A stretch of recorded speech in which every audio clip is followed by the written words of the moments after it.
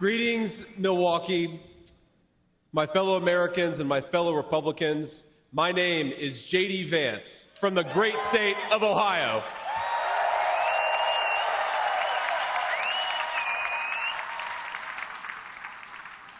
Tonight,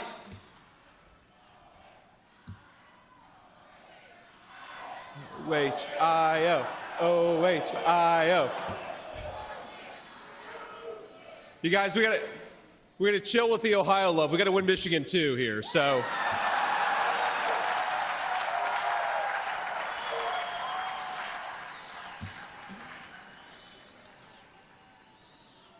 My friends, tonight is a night of hope, a celebration of what America once was, and with God's grace, what it will soon be again.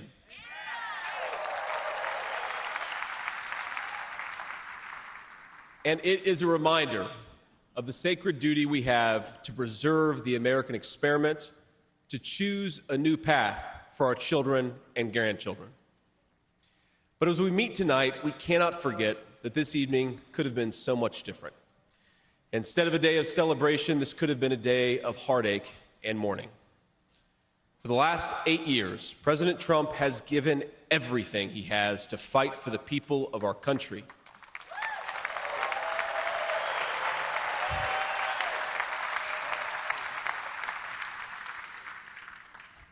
He didn't need politics, but the country needed him.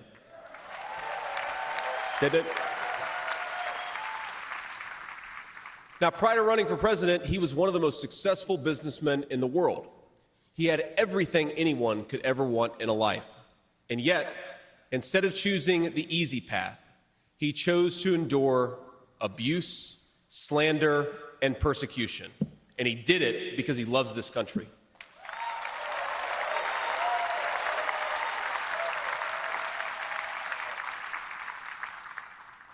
I want all Americans to go and watch the video of a would-be assassin coming a quarter of an inch from taking his life. Consider the lies they told you about Donald Trump, and then look at that photo of him, defiant, fist in the air. When Donald Trump rose to his feet in that Pennsylvania field, all of America stood with him.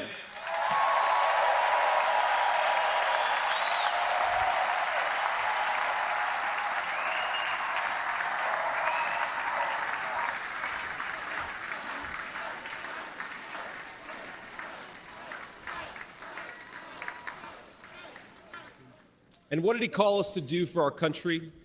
To fight for America. Even in his most perilous moment, we were on his mind. His instinct was for us, for our country, to call us to something higher, to something greater, to once again be citizens who ask what our country needs of us. Now consider what they said. They said he was a tyrant. They said he must be stopped at all costs. But how did he respond? He called for national unity, for national calm, literally right after an assassin nearly took his life.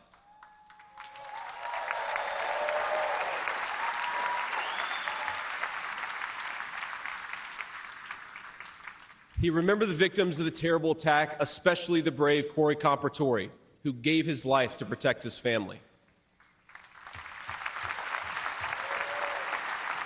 God bless him. And then President Trump flew to Milwaukee and got back to work.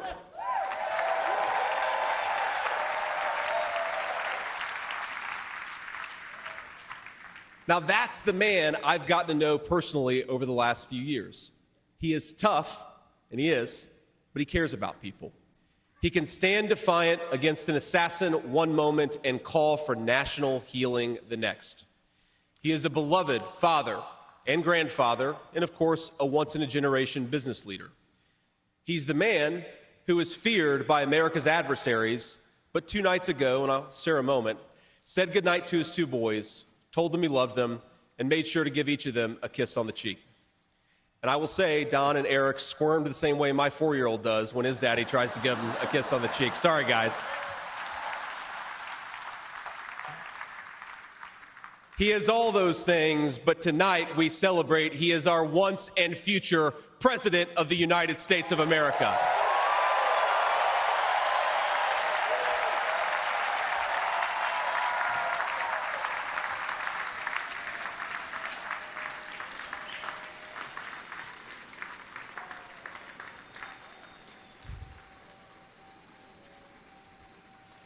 Now, I want to respond to his call for unity myself. We have a big tent in this party on everything from national security to economic policy.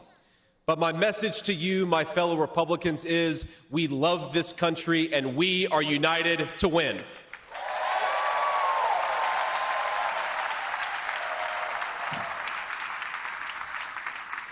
Right. Now, I think our disagreements actually make us stronger. That's what I've learned in my time in the United States Senate, where sometimes I persuade my colleagues and sometimes persuade me. And my message to my fellow Americans, those watching from across the country, is shouldn't we be governed by a party that is unafraid to debate ideas and come to the best solution?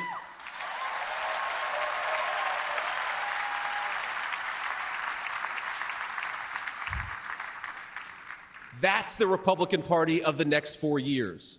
United in our love for this country and committed to free speech and the open exchange of ideas.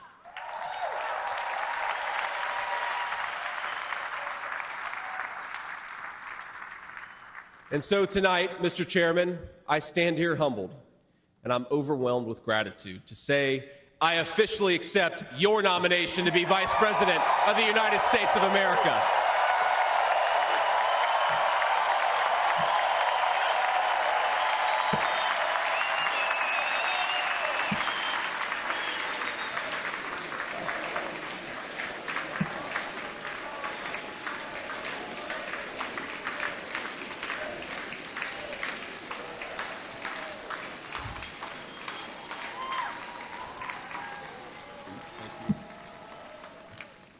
Now, never in my wildest imagination could I have believed that I'd be standing here tonight.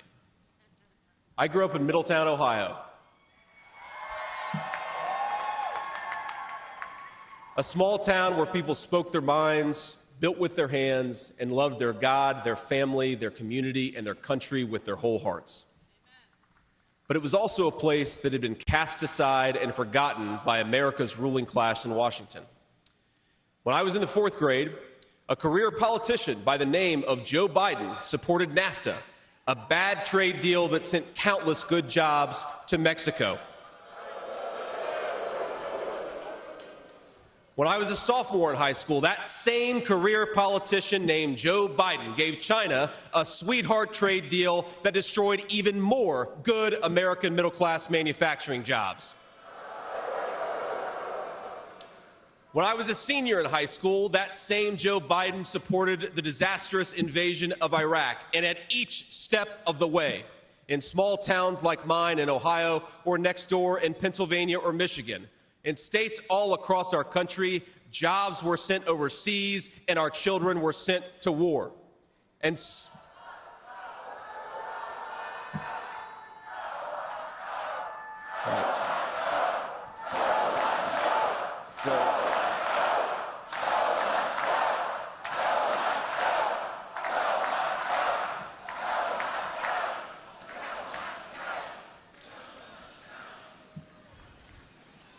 I agree. And somehow, a real estate developer from New York City by the name of Donald J. Trump was right on all of these issues while Biden was wrong.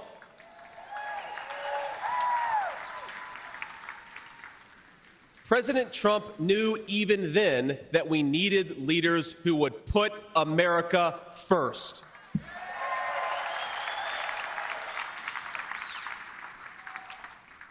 Now, thanks to these policies that Biden and other out-of-touch politicians in Washington gave us, our country was flooded with cheap Chinese goods, with cheap foreign labor, and in the decades to come, deadly Chinese fentanyl. Joe Biden screwed up, and my community paid the price. Now, I was lucky. Despite the closing factories and the growing addiction in towns like mine, in my life, I had a guardian angel by my side. She was an old woman who could barely walk, but she was tough as nails. I called her Mamaw, the name we hillbillies gave to our grandmothers.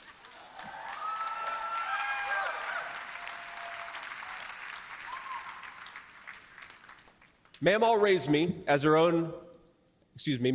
me as my mother struggled with addiction. Mamaw was in so many ways a woman of contradiction. She loved the Lord, ladies and gentlemen. She was a woman of very deep Christian faith.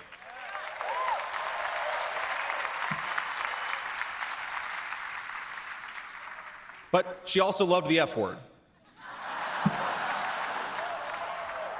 I'm not kidding. She could make a sailor blush.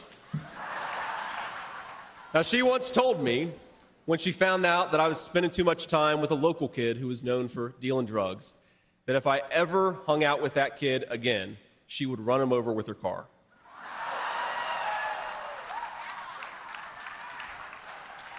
That's true. And she said, JD, no one will ever find out about it.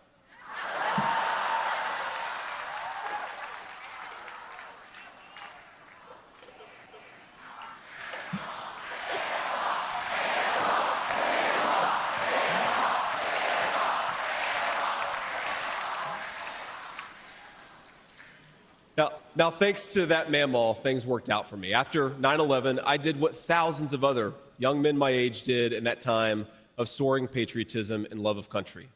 I enlisted in the United States Marines.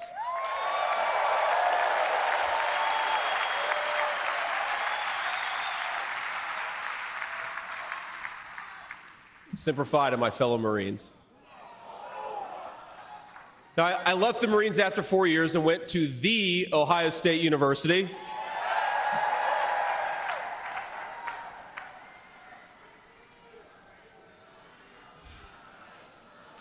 I'm sorry, Michigan. I had to get that in there.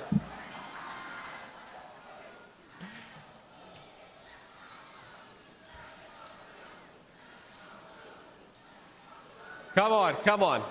We've had enough political violence. Now, after Ohio State, I went to Yale Law School, where I met my beautiful wife. And then I started businesses to create jobs in the kind of places that I grew up in. Now, my work taught me that there is still so much talent and grit in the American heartland. There really is. But for these places to thrive, my friends, we need a leader who fights for the people who built this country.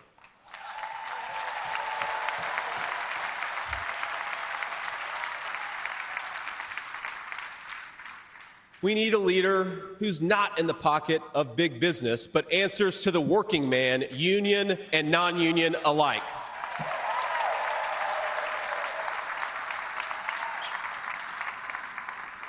A leader who won't sell out to multinational corporations, but will stand up for American companies and American industry.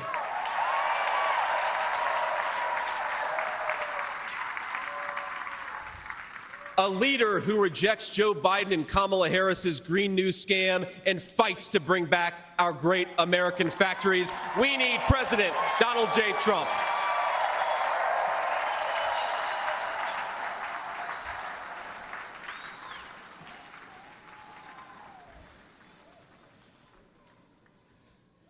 Some people tell me I've lived the American dream, and of course they're right, and I'm so grateful for it. But the American dream that always counted most was not starting a business or becoming a senator or even being here with you fine people, though it's pretty awesome. My most important American dream was becoming a good husband and a good dad, of being able to give.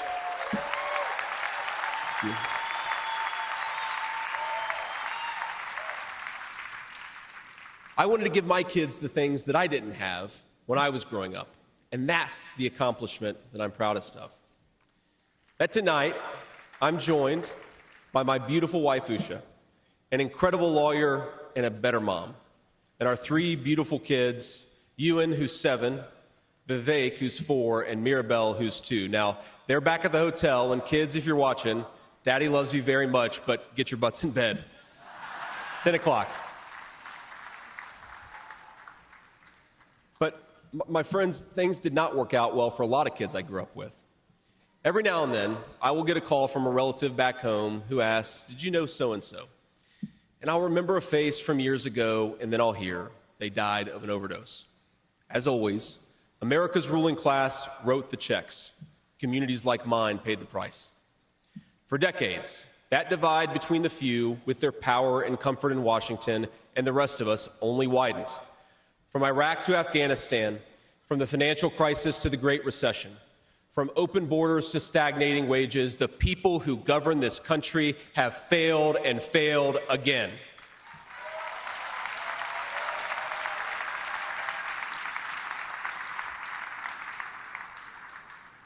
That is, of course, until a guy named Donald J. Trump came along.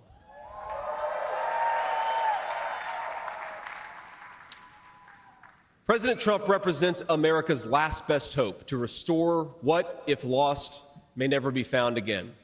A country where a working-class boy born far from the halls of power can stand on this stage as the next vice president of the United States of America.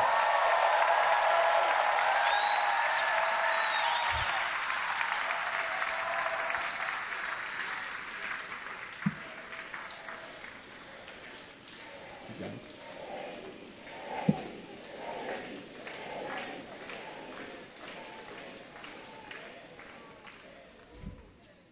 But my fellow Americans here in this stage and watching at home, this moment is not about me. It's about all of us, and it's about who we're fighting for. It's about the auto worker in Michigan wondering why out-of-touch politicians are destroying their jobs. It's about the factory worker in Wisconsin who makes things with their hands and is proud of American craftsmanship.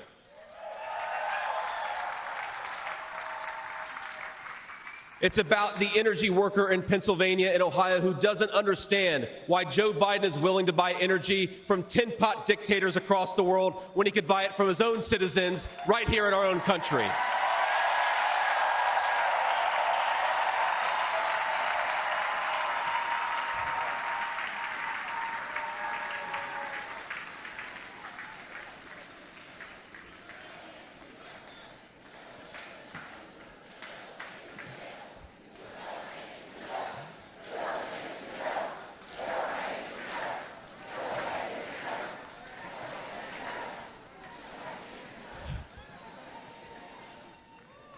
You guys are a great crowd. Wow. And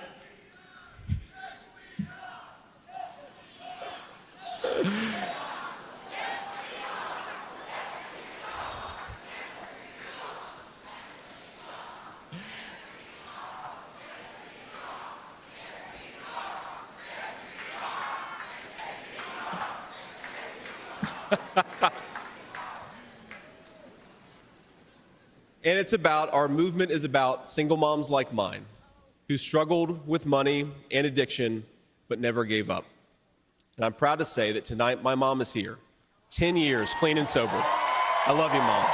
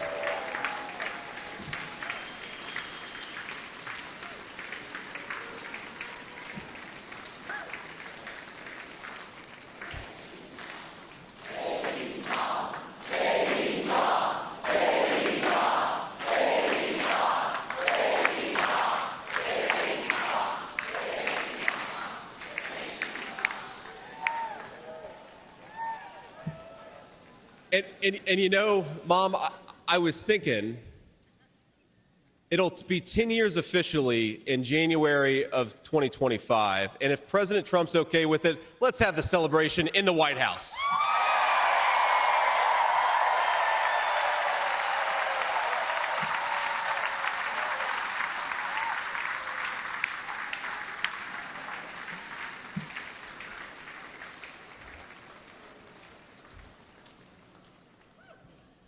And our movement, ladies and gentlemen, it's about grandparents all across this country who are living on Social Security and raising grandchildren they didn't expect to raise. And while we're on the topic of grandparents, let me tell you another Mamaw story. Now, my Mamaw died shortly before I left for Iraq in 2005. And when we went through her things, we found 19 loaded handguns. They were...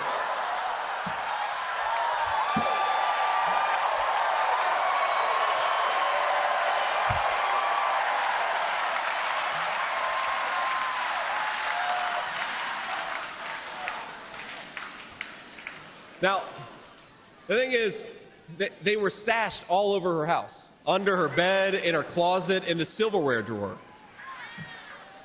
And we wondered what was going on, and it occurred to us that towards the end of her life, Mamaw couldn't get around so well. And so this frail old woman made sure that no matter where she was within arm's length of whatever she needed to protect her family. That's who we fight for. That's American spirit.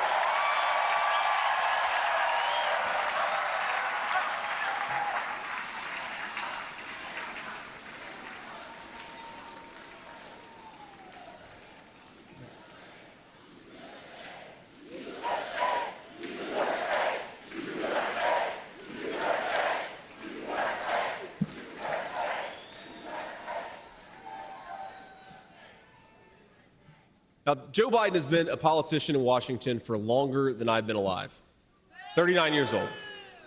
Kamala Harris is not much further behind. For half a century, he's been the champion of every major policy initiative to make America weaker and poorer.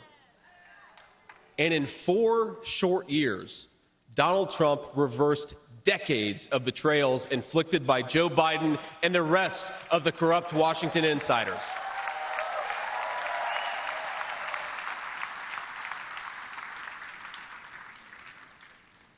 He created the greatest economy in history for workers. Really was amazing. There's this chart that shows worker wages, and they stagnated for pretty much my entire life until President Donald J. Trump came along. Workers' wages went through the roof.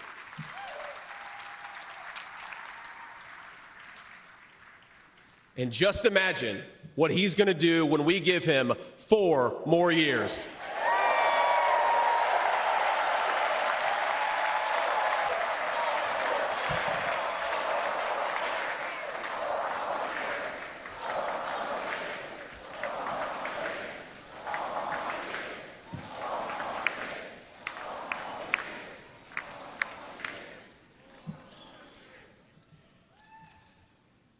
Months ago, I heard some young family member observe that their parents' generation, the baby boomers, could afford to buy a home when they first entered the workforce.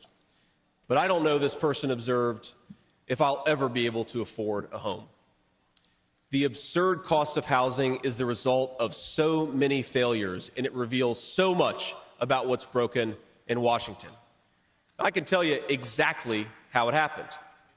Wall Street barons crashed the economy, and American builders went out of business. As tradesmen scrambled for jobs, houses stopped being built. The lack of good jobs, of course, led to stagnant wages. And then the Democrats flooded this country with millions of illegal aliens. So citizens had to compete with people who shouldn't even be here for precious housing. Joe Biden's inflation crisis, my friends, is really an affordability crisis. And many of the people that I grew up with can't afford to pay more for groceries, more for gas, more for rent, and that's exactly what Joe Biden's economy has given them.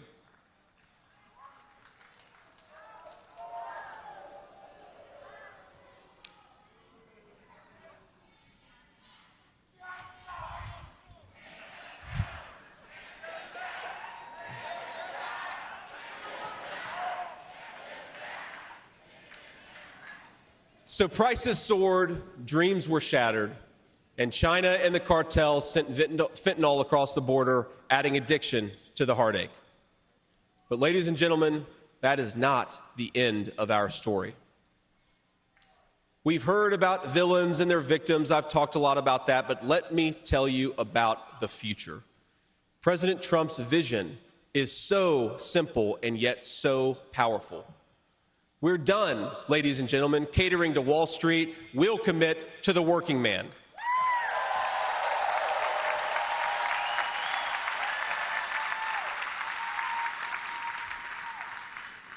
We're done importing foreign labor. We're going to fight for American citizens and their good jobs and their good wages.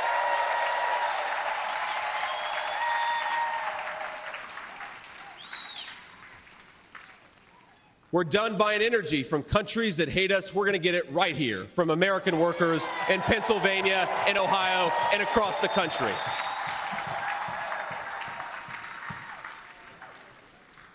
We're done sacrificing supply chains to unlimited global trade, and we're going to stamp more and more products with that beautiful label, Made in the USA.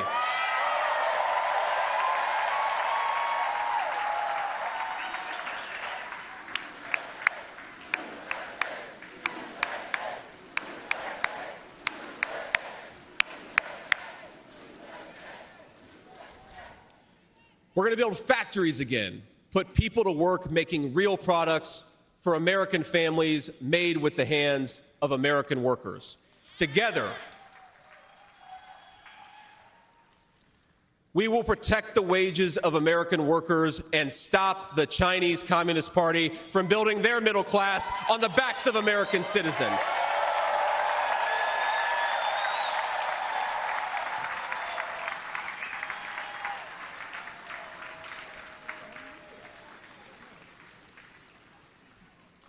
Together, we will make sure our allies share in the burden of securing world peace. No more free rides for nations that betray the generosity of the American taxpayer.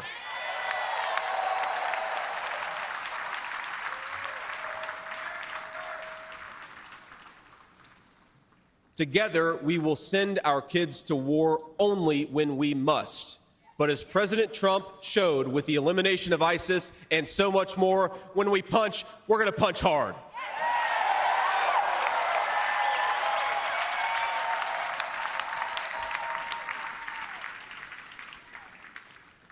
Together, we will put the citizens of America first, whatever the color of their skin. We will, in short, make America great again.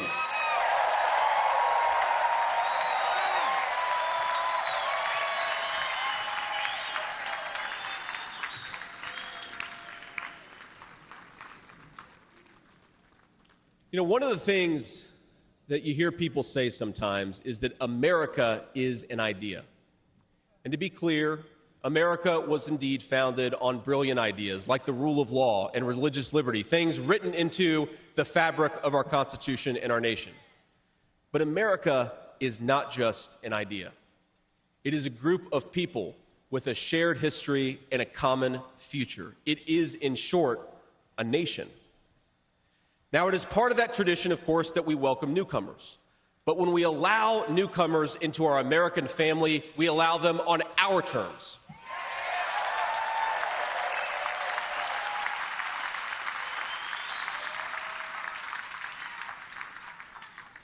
That's the way we preserve the continuity of this project from 250 years past to hopefully 250 years in the future.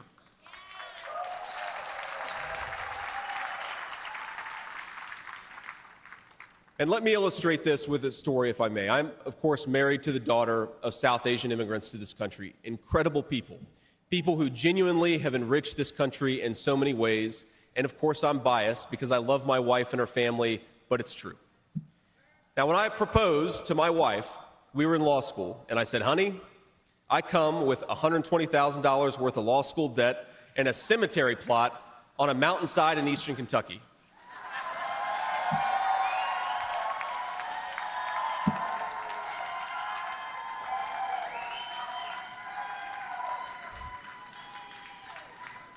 And I guess standing here tonight, it's just gotten weirder and weirder, honey. But that's what she was getting. Now, that cemetery plot in eastern Kentucky is near my family's ancestral home. And like a lot of people, we came from the mountains of Appalachia into the factories of Ohio, Pennsylvania, Michigan, and Wisconsin.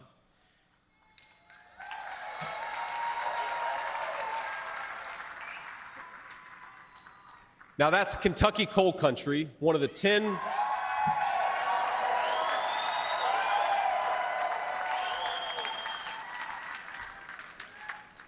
Now, it's one of the 10 poorest counties in the entire United States of America.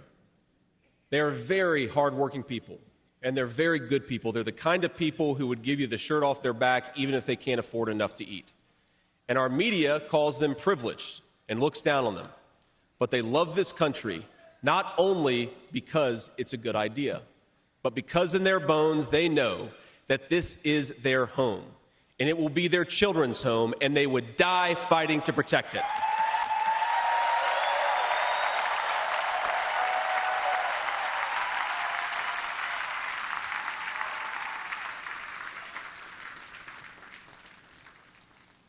That is the source of America's greatness. As a United States Senator, I get to represent millions of people in the great state of Ohio with similar stories, and it is the great honor of my life. Now, in that cemetery, there are people who were born around the time of the Civil War. And if, as I hope, my wife and I are eventually laid to rest there, and our kids follow us, there will be 7 generations just in that small mountain cemetery plot in eastern Kentucky. 7 generations of people who have fought for this country, who have built this country, who have made things in this country, and who would fight and die to protect this country if they were asked to.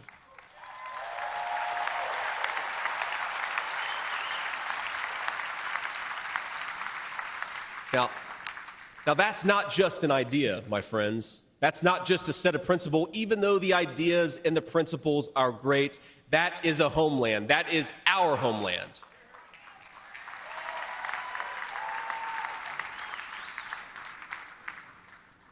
People will not fight for abstractions, but they will fight for their home. And if this movement of ours is going to succeed, and if this country is going to thrive, our leaders have to remember that America is a nation and its citizens deserve leaders who put its interests first.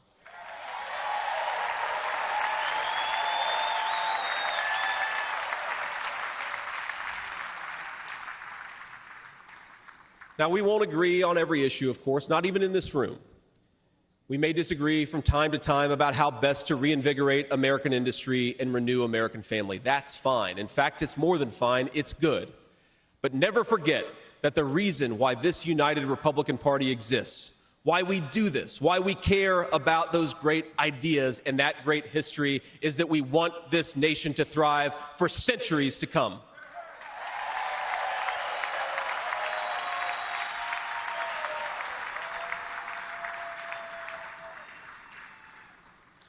Now, eventually in that mountain cemetery, my children will lay me to rest.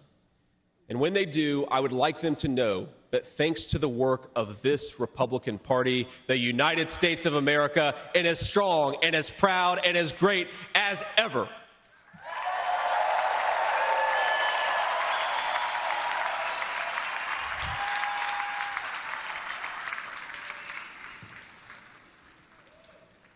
That is who we serve, my friends. That is who we fight for. And the only thing that we need to do right now, the most important thing that we can do for those people, for that American nation that we all love, is to re-elect Donald J. Trump, President of the United States.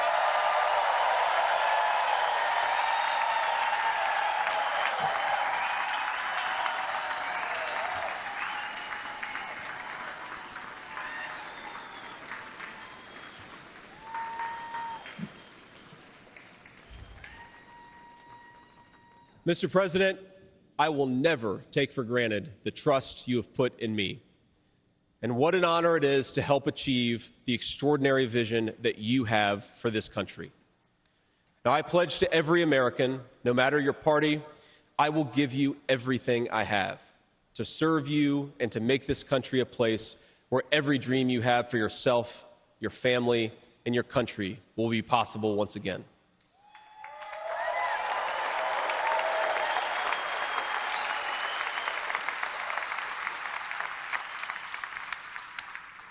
And I promise you one more thing. To the people of Middletown, Ohio, and all the forgotten communities in Michigan, Wisconsin, Pennsylvania, and Ohio, and every corner of our nation, I promise you this: I will be a vice president who never forgets where he came from.